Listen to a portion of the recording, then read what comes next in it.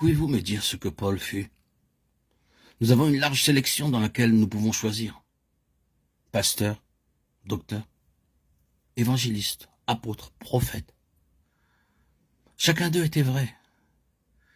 Mais vous devez tous les nommer pour obtenir la vérité. Pourquoi?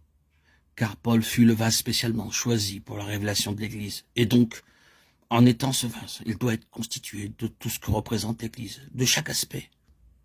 Il est apôtre, prophète, pasteur, docteur et évangéliste. L'Église est cela.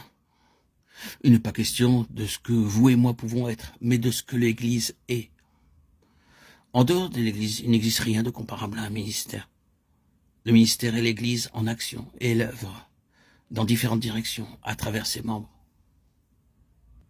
Mais c'est l'Église du Nouveau Testament. L'Église fonctionne par le moyen de quelques-uns dans l'évangélisation, par d'autres dans le domaine pastoral et de l'enseignement. Les hommes n'agissent pas comme étant en eux-mêmes, mais c'est l'Église qui travaille. Paul fut une expression intégrale de ce qu'est l'Église.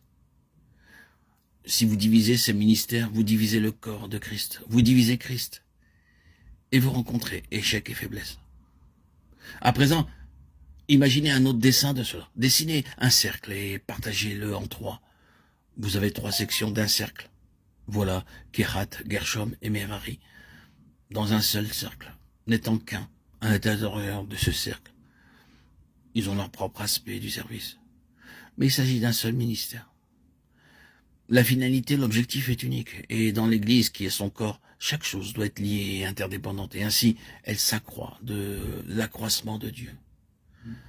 Ce que le Seigneur nous a dit dans les précédentes méditations apporte une charge très solennelle et nous engage dans une très grande responsabilité.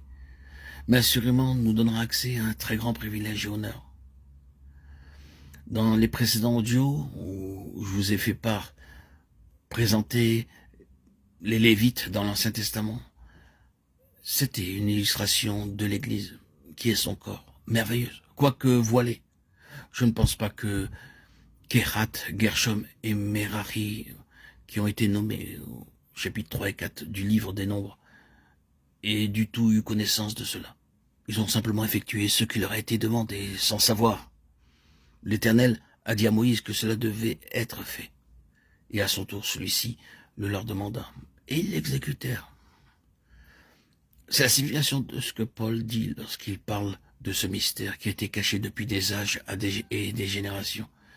Ils ont accompli dans une obéissance aveugle une chose qu'ils ne comprenaient pas.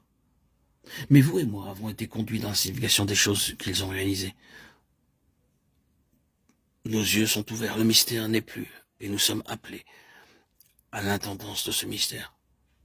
Il s'agit d'un appel béni, mais d'un appel responsable, d'un appel solennel. Or qu'aujourd'hui, vous et moi puissions trouver un ajustement à cela. La question est-ce au Seigneur lui-même que nous sommes consacrés ou à quelque chose de personnel? Le cœur des choses se trouve ici. C'est le Seigneur entièrement.